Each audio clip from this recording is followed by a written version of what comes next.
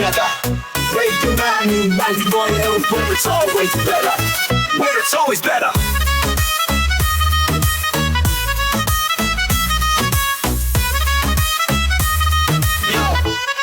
Yo. सुबह का सूरज या शाम का रंग, we bring you joy हर जुबान का धन. Community की बात हम हैं आपके साथ, let's spread the love. चलो मिल के साथ tune in, turn up, दिल से बात करो. Radio मानो ताकि गुरु FM के साथ चलो. Every voice counts, हर लम्हा यहाँ चलो बात करके देखते हैं. Let's all shine on. Yo. Let's all go. सेहत की बात और dreams to share. Radio Manu Nakaduro FM, we're always there. From unity to joy, we bring the light. Every word, every tune makes everything right. Listen up, it's time to unite. Radio Manu Nakaduro FM, shining bright. Dill se suno, we love and care. Chalo baat karke dekhte hain, let's take it there. So come along for the ride. Radio Manu Nakaduro FM, we're by your side. चलो बात करके देखते हैं. Your voice, your guide.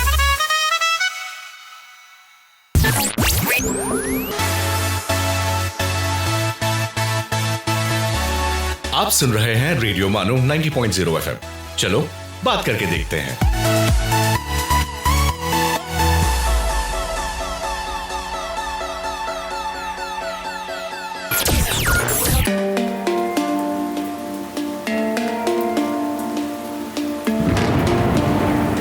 This is Radio Manu 90.0 FM presenting Earth Talks.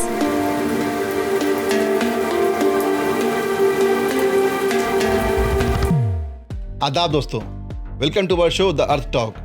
दोस्तों, Earth talk एक ऐसा show है जिसमें हम बात करते हैं इन्वायरमेंट, क्लाइमेट, एटमॉस्फेयर और हमारे आसपास के नेचुरल हैबिटेट के बारे में. आज ऐसे ही एक अहम टॉपिक पर बात करने के लिए हमारे साथ स्टूडियो में मौजूद हैं प्रोफेसर एस मकबूल अहमद साहब. सर, आपका हमारे इस शो में वेलकम है. Thank you. दोस्तों, आज हम बात करेंगे एटमॉस्फेरिक लेयर्स के बारे में. और मैं आपको बता दूं, डॉक्टर साहब HOD हैं डिपार्टमेंट ऑफ बॉटनी में, मानू में.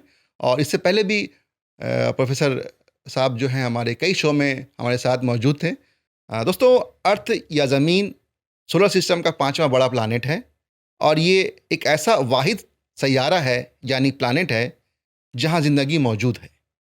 दोस्तों, एटमॉस्फेरिक लेयर्स को 4 खित्तों में तकसीम किया जाता है.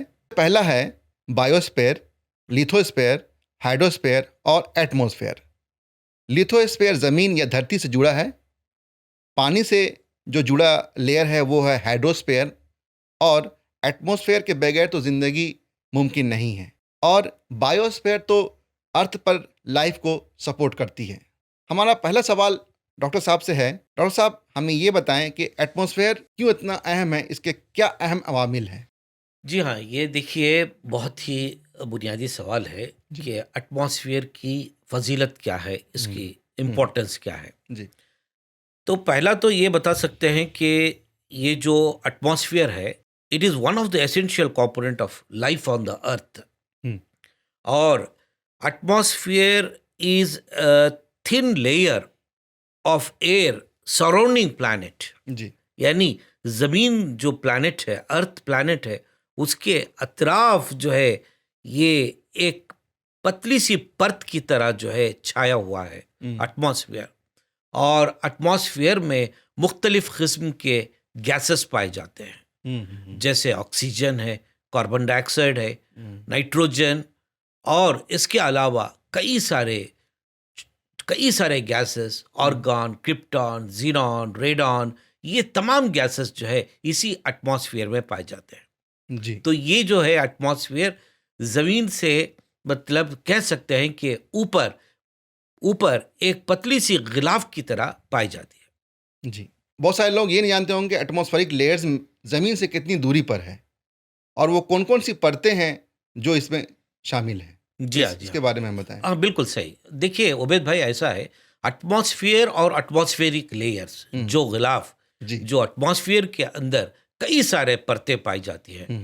तो इन परतों को जो है अगर तरतीब में देखा जाए, ज़मीन से एक 20 या 25 किलोमीटर की ऊंचाई में एक पहली परत पाई जाती है, उसको ट्रोपोस्फियर कहते हैं। अच्छा। ट्रोपोस्फियर। जी जी।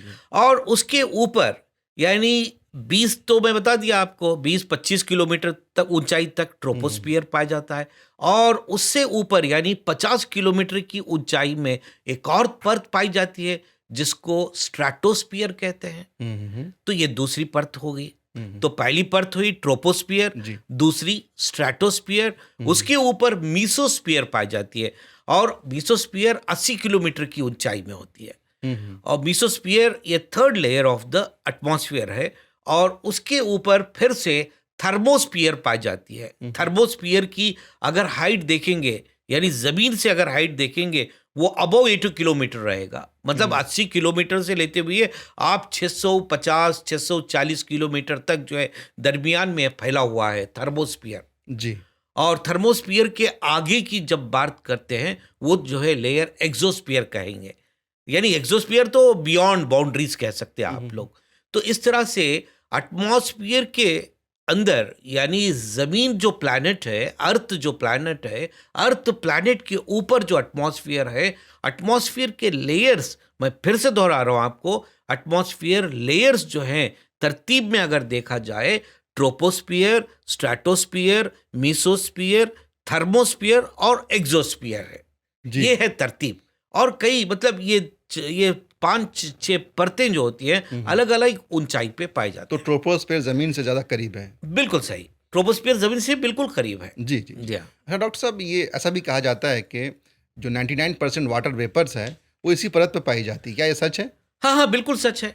अब देखिए, ट्रोपोस्फियर जमीन से बहुत करीब है जी। अब बाज़ किताबों में बाज़ लोग कहते हैं कि 20-25 किलोमीटर की ऊंचाई में। आप कोई भी किताब देख लीजिए, आपको एग्जैक्ट फिगर ऊंचाई का अलग अलग किताबों में अलग अलग मिलेगा। यानी troposphere it is closest to the earth. अब आप कहेंगे कि भाई क्लोजेस्ट टू द अर्थ तो है ये तो है ही, लेकिन 90% जो है वाटर वेपर इसी परत में पाया जाता है। जी, जी। और मैंने अभी आपको बता दिया कि मुख्तलिफ किस्म के गैसेस जो है ट्रोपोस्फियर में पाए जाते हैं, और सबसे ज्यादा पोल्यूट जो होने वाला जो एटमॉस्फेरिक लेयर है वो ट्रोपोस्फियर ही है। जी। और ट्रोपोस्फियर में देखिए एक बहुत ही मतलब मैं आपको बताऊंगा उबैद भाई, ऐसा है जी। बहुत से लोगों को पता भी है एटमॉस्फेयर ट्रोपोस्फियर में किस तरह के तब्दीलियां वाक़ई होती हैं। अब सवाल करने से पहले ही मैं उसका जवाब जी, मैं अगला सवाल यही था। जी बिल्कुल पूछ सकते हैं। जी। तो मैं ये पूछना चाह रहा था कि इसमें किस तरह की तब्दीलियां वाक़ई होती हैं? हाँ। देखिए, आप कहने से पहले ही मेरे जहन में वो सवाल आ भी गया था कि ट्रोपोस्फियर में किस तरह की तब्दीलियां आती हैं। देखिए, ट्रोपोस्फियर मैं अभी बताया आपको 20-25 किलोमीटर की ऊंचाई पे जी ये पाया जाता है। और ट्रोपोस्फियर में जो बिजलियों का चमकना, जी, बादल जो बनना, बादलों का गरजना, यानी lightning and thundering takes place in this troposphere region. जी। और परिंदे भी जो है परवाज जो करते हैं ये ट्रोपोस्फियर रीजन में ही करते हैं। हाँ जी, जहाज जो हवाई जहाज, हाँ। वो किस लेयर पर प्रवास करती है? ये बड़ा अच्छा सवाल है आपका। ये तो कॉमन सेंस सवाल है। हम रोजमर्रा आम आदमी के लिए, आम आदमी, सही कह रहे हैं आप, क्योंकि आए दिन हम लोग जो है सफर करते रहते हैं हवाई जहाज से। ट्रोपोस्फियर, देखिए ट्रोपोस्फियर में जो है मैं आपको बताया कि यहाँ पर क्लाउड फॉर्मेशन होता है। क्लाउड फॉर्मेशन होने की वजह से वहाँ पर टर्बुलेंस बहुत ज्यादा होता है। तो हवाई जहाज जो है ट्रोपोस्फियर से ऊंचा यानी नेक्स्ट लेयर है स्ट्रेटोस्फियर। हाँ। बस स्ट्रेटोस्फियर जहां शुरू होता है, बस वही उस लेयर से जो है हवाई जहाज उड़ान उड़ती है। जी। यानी ट्रोपोस्फियर में तो बिल्कुल नहीं है। ट्रोपोस्फियर में अगर हवाई जहाज उड़ान उड़ेगी, वहां पर बादल रहेंगे तो वहां पर टर्बुलेंस लेवल बहुत ज्यादा रहता है। तो यहाँ नहीं, बल्कि थोड़ी ऊंची यानी स्ट्रेटोस्फियर लेयर में जो है हवाई जहाज उड़ती है। जी। बहुत शुक्रिया सर। दोस्तों, अभी रुकेंगे थोड़े से ब्रेक के लिए। ब्रेक के बाद फिर हाजिर होते हैं। सुनते रहिए रेडियो मानू 90.0 FM। आप सुन रहे हैं अर्थ टॉक्स, रेडियो मानू 90.0 FM का नेचर शो।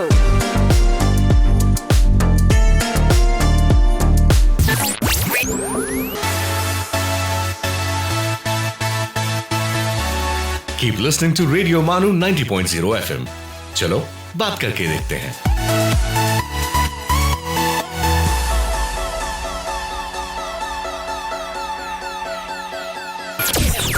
ये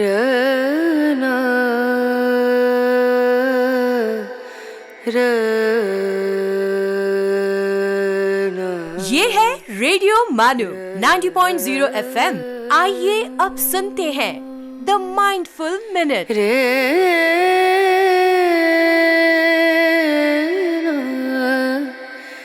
Abigail said, if you want your children to turn out well, spend twice as much time with them and half as much money.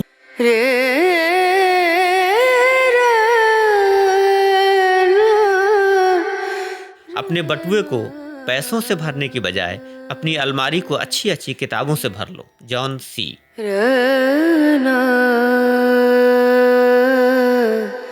Vinoba Bhave, जिन्होंने धरती के लिए या कह लीजिए भू सत्याग्रह किया था, उन्होंने कहा है, द्वेष बुद्धि को हम द्वेष से नहीं मिटा सकते, प्रेम की शक्ति ही उसे मिटा सकती है।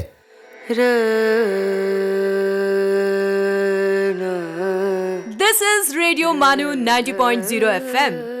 You were listening to the Mindful Minute.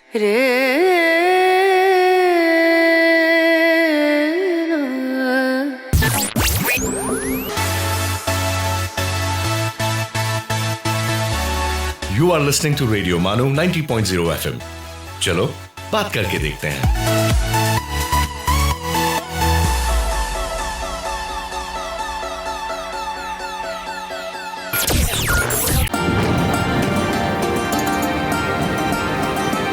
आप सुन रहे हैं अर्थ टॉक्स, रेडियो मानू 90.0 FM का नेचर शो। ब्रेक के बाद दोस्तों आपका फिर से वेलकम है हमारे शो द अर्थ टॉक में। दोस्तों हमारे शो में आपका फिर से वेलकम है। आज हम बात कर रहे हैं एटमॉस्फेरिक लेयर्स के बारे में। डॉक्टर साहब, आगे मैं आपसे ये पूछना चाहूँगा या ये जानना चाहूँगा कि बचपन से हम लोग ओजोन लेयर्स के बारे में हम पढ़ते आए हैं, जानते आए हैं, और ऐसा भी कहा जाता है कि जो सूरज की किरणें हैं वो डायरेक्ट अगर ओजोन लेयर ना हो तो अगर वो जो किरणें यहाँ ज़मीन में पड़ेंगी तो उससे काफ़ी नुकसान होगा। तो ये क्या कॉन्सेप्ट है, इसके बारे में थोड़ा बताएं। देखिए, ओजोन लेयर के बारे में जानना बहुत लाजमी है जी। जब एटमॉस्फेयर लेयर के बारे में कोई सुन रहा है या बता भी रहा है तो यहाँ पर ओजोन के बगैर जो है ये कंप्लीट मुमकिन नहीं हो सकता है। अब सबसे बड़ा सवाल ये है कि ओजोन की परत, ओजोन की गिलाफ जो होती है वो कहाँ पाई जाती है। मैं आपको तरतीब में एटमॉस्फेरिक लेयर्स के बारे में बताया था। सबसे पहली परत जो होती है ट्रोपोस्फियर है। ट्रोपोस्फियर में क्लाउड फॉर्मेशन है, लाइटनिंग है, थंडरिंग है जी। तो यानी जब क्लाउड फॉर्मेशन होता है तो आप समझ लीजिए वहाँ का इलाका बहुत ठंडा है। तो आप ऊंचाई ऊपर की तरफ जा रहे हैं ट्रोपोस्फियर में तो मौसम ठंडा रहेगा। लेकिन दूसरा स्ट्रैटोस्फियर है। स्ट्रैटोस्फियर में जो है ओजोन लेयर पाया जाता है। ये बहुत इंपॉर्टेंट है। यानी ओजोन लेयर की एक इतनी थिकनेस, एक मोटी सी दबीज लेयर पाई जाती है, ये है स्ट्रैटोस्फियर में। तो स्ट्रैटोस्फियर में ओजोन लेयर रहने की वजह से सूरज से जो निकलने वाली जो यूवी रेडिएशंस जो कहते हैं, अल्ट्रावायलेट रेडिएशन को जमीन पर गिरने से ओजोन लेयर रोक रहा है। यानी ये सनस्क्रीन की तरह काम कर रहा। अगर फर्ज कीजिए ओजोन लेयर ना होता तो सूरज की शोएं तो गिर ही रहे हैं जमीन पर, लेकिन वो जो सूरज की जो शोएं जो निकल रही हैं उसमें जो है यूवी रेडिएशंस भी काफी सारे पाए जाते हैं। ABC नाम के हैं। तो ये यूवी रेडिएशंस को जो है कौन रोक रहा? ओजोन की परत जो है रोक रही है, जिसकी वजह से जो है ओजोन परत रहने की वजह से यूवी रेडिएशन जमीन पर नहीं गिर रहे। अच्छा, ये ओजोन की जो लेयर है वो दिन ब दिन घटती जा रही है, वो इसमें जो डिप्लीशन हो रहा है इसका ओजोन लेयर का, हाँ, तो उसकी क्या वजूहात हैं? हाँ, कई सारे वजूहात हैं। ये बहुत अच्छा सवाल है क्योंकि अब आपने जब पूछ ही लिया तो मैं बता दूं कि ओजोन लेयर की डिप्लीशन की वजूहात क्या है। सबसे पहले वजूहात ये तो बताते हैं कि CFC यानी क्लोरोफ्लोरोकार्बन। अच्छा, जो क्लोरोफ्लोरोकार्बन्स मतलब क्या है कि ये जो रेफ्रिजरेटर्स होते हैं, एयर कंडीशनर्स होते हैं, इसमें फ्रियॉन नाम की एक गैस पाई जाती है।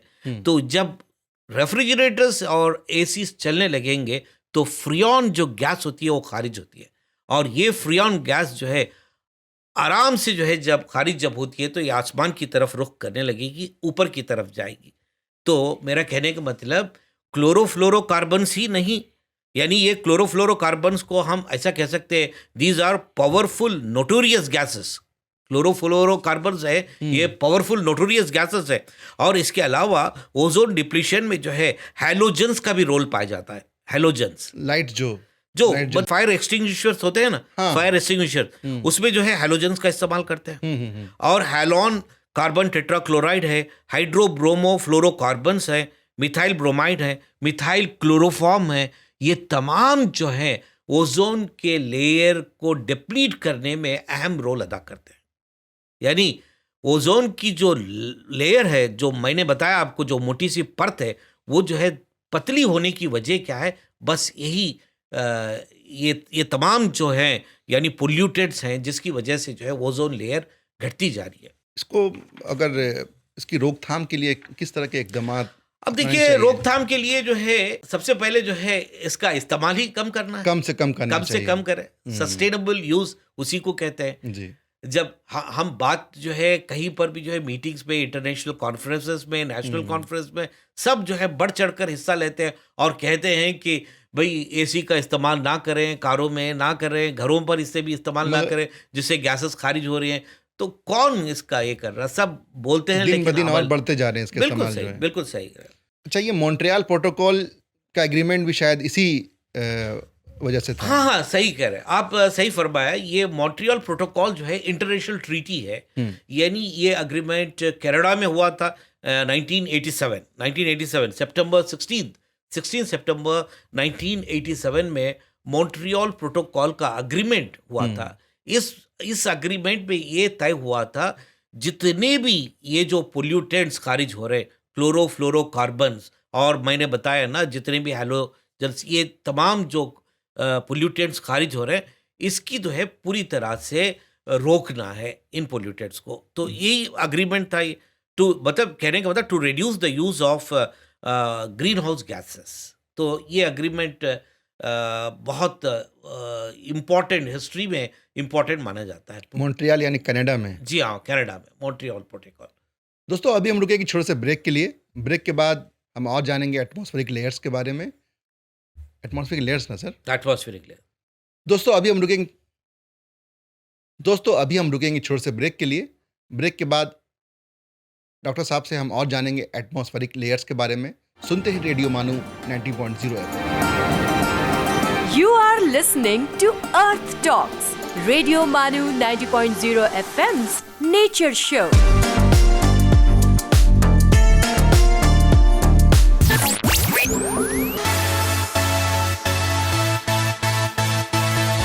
सुनते रहिए रेडियो मानो 90.0 FM।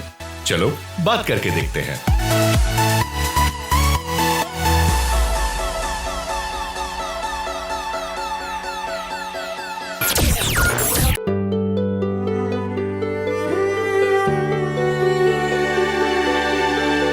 आइए अब सुनते हैं अर्ज किया है। आदाब, मैं हूं डॉक्टर हशमत। अर्ज किया है में आज हम जानेंगे जोश मलिहाबादी के बारे में। दिल की चोटों ने कभी चैन से रहने न दिया, दिल की चोटों ने कभी चैन से रहने न दिया, जब चली सर्द हवा मैंने तुझे याद किया। जोश का असल नाम शब्बीर हसन खां था। वो मलिहाबाद के एक ज़मींदार घराने में 5 दिसंबर 1894 को पैदा हुए। उनकी तरबियत इल्मी और अदबी माहौल में हुई। वो कम उम्री में ही शेर कहने लगे थे। कुछ दिनों हैदराबाद में मुलाजमत की, फिर दिल्ली आ गए और यहाँ रिसाला कलीम जारी किया। ऑल इंडिया रेडियो से भी वाबस्ता रहे, फिर रिसाला आजकल के मुदीर भी रहे। जोश ने मुख्तलिफ शेरी असनाफ में तवा आजमाई की, लेकिन वो बुनियादी तौर पर नज़्म के शायर थे। उन्होंने मुख्तलिफ मौज़ूआत पर नज़में कही हैं, जिनमें रोमानी, अखलाक़ी, सियासी और इनकलाबी नज़मों की ख़ास अहमियत है। उन्हें शायर शबाब, शायर फ़ितरत और शायर इनकलाब के नाम से भी जाना जाता है। काम है मेरा तग़य्युर, नाम है मेरा शबाब, मेरा नारा इनकलाब इनकलाब इनकलाब। हर एक कांटे पे सुर्ख किरणें, हर एक कली में चराग रोशन, ख्याल में मुस्कुराने वाले तेरा तबस्सुम कहाँ नहीं है। रूह अदब, नक्शो निगार, शोला व शबनम वगैरह उनके अहम शेरी मजमुए हैं। यादों की बारात और औराख़ सहर उनकी नसरी तसानीफ हैं। अर्ज़ किया है मैं, आप सुन रहे थे जोश मलिहा आबादी के बारे में, इस उम्मीद के साथ कि आपसे होगी दोबारा मुलाकात। आदाब। You were listening to अर्ज किया है।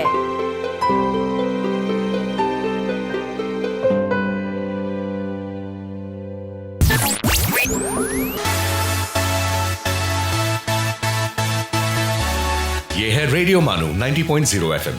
चलो बात करके देखते हैं। सुनते रहिए रेडियो मानू 90.0 FM।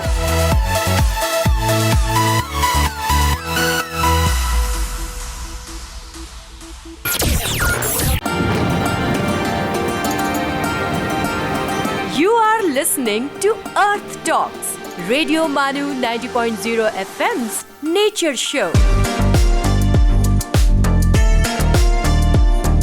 दोस्तों, ब्रेक के बाद आपका फिर से खैर मकदम है। आज हम बात कर रहे हैं एटमॉस्फेरिक लेयर्स के बारे में। डॉक्टर साहब, आगे मैं आपसे ये पूछना चाहूँगा कि एटमॉस्फेरिक लेयर्स में सबसे कोल्डेस्ट जो इलाका है वो कौन सा है? देखिए, फिर से मैं आप शुरू करूँगा जी। एटमॉस्फेरिक लेयर्स, ये इसको दोहराना पड़ेगा क्योंकि याद करना बड़ा मुश्किल होता है। बिल्कुल, तरतीब बिल्कुल। जो एटमॉस्फेरिक लेयर की तरतीब बहुत इंपॉर्टेंट है यहाँ पर। सबसे पहले ट्रोपोस्फियर है। ट्रोपोस्फियर में क्लाउड फॉर्मेशन, लाइटनिंग, थंडरिंग होती है। और मैंने बता दिया था कि परवाज जो करते हैं परिंदे यही लेयर में करते हैं। लाइफ सस्टेन है, कह सकते हैं आप, ट्रोपोस्फियर। स्ट्रैटोस्फियर यानी ओजोन लेयर है। तो स्ट्रैटोस्फियर यानी ओजोन जहाँ पर है तो समझ लो टेम्परेचर वहाँ पर ज़्यादा होता है, क्योंकि जब सूरज की शोएं जब गिरने लगेंगी तो वहाँ पर यूवी रेडिएशन जो है ओजोन लेयर अब्जॉर्ब कर ले रहा, जिसकी वजह से वहाँ पर टेम्परेचर बढ़ रहा। तो पहला क्या, ट्रोपोस्फियर में टेम्परेचर कम था, स्ट्रैटोस्फियर में टेम्परेचर फिर से बढ़ा, लेकिन मीसोस्फियर में जो है टेम्परेचर एकदम घट जाता है। यानी -90 डिग्री सेल्सियस तक टेम्परेचर हो सकता है। किसमें? मीसोस्फियर। सो कह सकते हैं कि mesosphere is the coldest layer of the atmosphere, कह सकते हैं। और आप सुने होंगे यहाँ पर जो है मेटीरॉइड्स है, मेटियोर्स हैं, टूटते हुए नजर आते हैं। टूटता तारा आप सुने होंगे, कई पिक्चर्स में भी बताया जाता है। जैसे कि शाहरुख खान का एक मूवी था, मुझे याद नहीं आ रहा। होता है। हाँ, कुछ होता है, नहीं मुझे लगता है, खैर कोई, उसमें भी बताया जाता है कि टूटता हुआ तारे से जो है कोई आप अगर विश जी मांगे तो पूरी होगी। यानी कि मनोकामना पूरी करना है तो टूटता हुआ तारा से पूछिए। जी। लेकिन अब वो तो चल रहा है, लेकिन ये टूटता हुआ तारा भी जो है ना, यहाँ कहाँ, मतलब वो एग्जैक्ट कहाँ दिखाई देता है? ये मीसोस्फीयर रीजन में दिखाई देता है। अच्छा। हाँ, ये मेटियोर्स जो होते हैं ना, ये मेटियोर्स जो हैं पत्थर जैसे, रॉक जैसे एक स्मॉल पार्टिकल्स होते हैं जो कि अर्थ एटमॉस्फेयर से बड़ी तेजी से, हाई स्पीड से जब आकर गुजरते हैं तो जब जो है ये बर्न हो जाते हैं तो ये तारे की शक्ल में आपको दिखाई देते हैं। जी। हाँ। अच्छा, हम आगे बढ़ेंगे। डॉक्टर साहब, मीसोस्फीयर के जो ऊपरी जो परत होती है वो कौन सी परत होती है? अब ये चौथी परत आ गई है जी। Troposphere, stratosphere, मीसोस्फियर। जी। उसके बाद वाली परत जो है थर्मोस्फियर। थर्मो मतलब नाम ही बता रहा, थर्मो मतलब टेम्परेचर। तो यहाँ देखिए किस तरह से तब्दीलियां आ रहे। ट्रोपोस्फियर में सबसे पहले टेम्परेचर घटा, स्ट्रैटोस्फियर में टेम्परेचर फिर से बढ़ा, मीसोस्फियर में टेम्परेचर बिल्कुल घट गया, यानी -90-95 डिग्री सेल्सियस हो गया। और उसके बाद थर्मोस्फियर की जब बात कर रहे, थर्मोस्फियर मतलब टेम्परेचर वहां से मुस्तकिल जो है बढ़ता ही जाएगा। थर्मोस्फियर जो है टेम्परेट इलाका कह सकते हैं। और वही नहीं बल्कि जो स्पेस जो शटल होते हैं ना, स्पेस शटल्स हैं, सैटेलाइट्स भी जो है इसी इलाके में थोड़े स्टेशन होते हैं, मतलब इस इलाके में पाए जाते हैं। अच्छा। और थर्मोस्फियर में एक और परत भी पाई जाती है जिसको आयनोस्फीयर कहते हैं। उसी में माना जाता है। आयनोस्फीयर मतलब आयन की शक्ल में वहाँ पाए जाते हैं। और जो सेंटिलेशन स्टडीज जो होते हैं, सेंटिलेशन स्टडीज मतलब जो वायरलेस कम्युनिकेशन होता है ना जी, रेडियो जी, का, जैसा कि जी। हम आप बात कर रहे हैं, इसमें तो वायर का कम्युनिकेशन नहीं है, वायरलेस कम्युनिकेशन है। इसके जो है शोएं, इसकी जो रेडिएशंस हैं, ये तमाम जो है कहाँ होते हैं, ये थर्मोस्फीयर के आयोनोस्फीयर रीजन में होते हैं। जी, जी, यानी जी। Scintillation studies are done in the ionosphere region. Okay, वहीं से जो है वो सिग्नल्स जो है भेजे जाते हैं सिग्नल्स भेज रेडियोस जाते में, हैं, बिल्कुल तो सही। रिसीवर पे रिसीव किए जाते हैं रेडियो एग्जैक्टली के। एग्जैक्टली। आखिरी में आपसे मैं ये पूछना चाहूँगा कि सबसे आउटर लेयर जो है वो कौन सा है? ये बड़ा आसान सवाल है, ये तो एक्सोस्फीयर है। अच्छा। एक्सोस्फीयर, हाँ। ट्रोपोस्फीयर, स्ट्रेटोस्फीयर, जी। मीसोस्फीयर, थर्मोस्फीयर, और उसके बाद थर्मोस्फीयर के ऊपर जो है एक्सोस्फीयर, वो कई एक्सोस्फीयर। किलोमीटर ऊंचाई पर पाया जाता है एक्सोस्फीयर। एस्ट्रोनॉट जो प्रवास करते हैं अब तो एक्सोस्फीयर के ऊपर ऊपर वो करते तो हैं। ऊपर समझ लो कि स्पेस पाया जाता है, जी, स्पेस। जी, जी। तो उसके बाद जो है स्पेस जो है पूरा एंट्री जब हो जाती है, एक्सोस्फीयर के ऊपर जो है स्पेस की एंट्री हो जाती है। जितने भी हमारे जो सैटेलाइट्स हैं, ये तमाम जो है ना, ये उसी रीजन में है। कहाँ पर? स्पेस में। एक्सोस्फीयर के बाद का इलाका पूरा सैटेलाइट जोन होता है। डॉक्टर साहब, आपसे मैं ये पूछना चाहूँगा कि जो तमाम एटमॉस्फेरिक लेयर्स हैं, इसमें सबसे ज़्यादा पोल्यूशन किस लेयर्स में होता है? देखिए, जमीन या धरती पर जो पोल्यूशन हो रहा है, जी। भले वो हवाई आलूदगी हो, हम्म, या वाटर पोल्यूशन हो, या साउंड पोल्यूशन हो, हम्म, ये कहाँ हो रहा? जमीन पर हो रहा। जी। तो जमीन से करीब जो लेयर है वो ट्रोपोस्फियर है। ट्रोपोस्फियर। ट्रोपोस्फियर तो 20-25 किलोमीटर की ऊंचाई में ये लेयर है ट्रोपोस्फियर। तो आप देख रहे हैं कि रोजाना जो व्हीकल का पोल्यूशन है, व्हीकुलर पोल्यूशन है, ये इसके जितने भी पोल्यूटेंट्स हैं, ये ट्रोपोस्फियर में ही पहुंच रहे हैं, और साउंड पोल्यूशन इसी में हो रहा। तो वो कह सकते हैं कि सबसे ज्यादा जो पोल्यूटेंट वाला लेयर है, ये है ट्रोपोस्फियर। यानी troposphere is the nearest layer to the earth. तो सबसे ज्यादा पोल्यूशन यहीं पर पाया जाता है। डॉक्टर साहब, आगे मैं आपसे ये पूछना चाहूँगा कि जो अल्ट्रावायलेट किरणें जो ज़मीन पर आ रही हैं सूरज से, तो उससे किस तरह की नुकसानात हो सकते हैं, किस तरह की बीमारियां हो सकती हैं? देखिए, ये जो यूवी रेस है, अल्ट्रा वायलेट रेस, इसको मैं आपको बता दूं उर्दू में क्या कहते हैं उमेद भाई। जी, जी, उर्दू में बड़ा अच्छा उसका मतलब टर्म है, बालाई बनफशी शोएं कहते हैं, यानी अल्ट्रा वायलेट रेस। जी। अल्ट्रा वायलेट रेस जो सूरज से जो निकल रहे हैं, ये जमीन पर डायरेक्टली रास्त तौर पर नहीं गिर रहे। इसको रोक रहा कौन? Ozone layer. ओजोन लेयर रोक रहा। अगर फर्ज करो ओजोन लेयर खत्म हो जाएगा, यानी ये डिप्लीट होता जाएगा, होता जा रहा है, जी। थिकनेस कम होता जा रहा। पौधे जब रोशनी को जज्ब करने की सलाहियत इनमें कम हो जाएगी, तो फोटोसिंथेसिस शोए तरकीब का अमल खत्म हो जाएगा, जिसकी वजह से जो है बहुत बड़ा नुकसान फूड प्रोडक्शन पर हो सकता है। यही नहीं बल्कि मेराइन इकोसिस्टम पर भी बहुत बड़ा असर हो सकता है। तो डॉक्टर साहब, आपसे मैं ये पूछना चाहूँगा कि जब अल्ट्रावायलेट रेज ज़मीन पर आती है, तो क्या इससे ज़मीन का जो टेम्परेचर है वो बढ़ जाता है? बिल्कुल सही, बिल्कुल टेम्परेचर ऑटोमेटिकली बढ़ जाएगा, जी। क्योंकि अल्ट्रावायलेट रेडिएशन जो सूरज से जो निकल रही है, जी। तो उसको कौन रोक रहा? ओजोन लेयर जो है रोक रहा है। अगर ओजोन लेयर ही नहीं होता तो ये तो सवाल ही नहीं उठता ओजोन लेयर ना होने का। वो तो बहुत मुश्किल काम है। लेकिन अगर फर्ज करो कि थिकनेस अगर ओजोन लेयर का घट जाएगा, जब यूवी शोएं जो है ज़मीन पर गिरने लगेंगी, तो ऑटोमेटिक टेम्परेचर जो है और बढ़ जाएगा। जो पूरा निज़ाम है माहौलियात का, इन्वायरमेंट का, बिगड़ जाएगा। बिल्कुल बिगड़ जाएगा। बहुत सही फरमाया आपने। तो हमें ज़्यादा कोशिश करना चाहिए कि जो है वो कम पोल्यूशन फैलाएं और पोल्यूशन को रोकें। और जो इस तरह के जो पोल्यूटेंट जो खारिज कर रहे हैं, किस तरह का पोल्यूटेंट खारिज हो रहा, उससे रोकना चाहिए। जी बिल्कुल। तो डॉक्टर साहब, आपका बहुत बहुत शुक्रिया। आपने बहुत ही मालूमाती जो है इन्फॉर्मेशन आज हमारे शो में दिया आपने। आप मुझे मौका दिया, thank you very much. Atmospheric layers के बारे में बहुत ही अच्छी जो है गुफ्तगू आज हुई, और इसमें हमने जाना कि किस तरह से जो है ओजोन का लेयर्स घटता जा रहा है और उसे क्यों हमें उसकी रोकथाम करनी चाहिए, और इसके लिए जो है जागरूकता फैलाना चाहिए हमें लोगों के बीच। और पूरी उम्मीद है कि जो प्रोग्राम हमने रिकॉर्ड किया है, इससे लोगों में जो है वो जागरूकता फैलेगी, लोगों में जो है इससे वो बेदार होंगे। तो दोस्तों, आज के इस प्रोग्राम में फ़िलहाल इतना ही। आपसे अगले प्रोग्राम में फिर मुलाकात होगी। सुनते रहिए रेडियो मानू 90.0 FM। चलो बात करके देखते हैं। आप सुन रहे थे अर्थ टॉक्स रेडियो मानू 90.0 FM पर।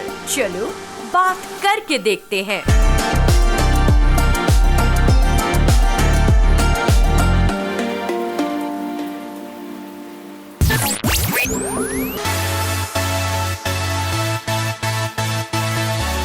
दिस इज रेडियो मानू 90.0 FM। चलो बात करके देखते हैं। Stay tuned to Radio Manu 90.0 FM.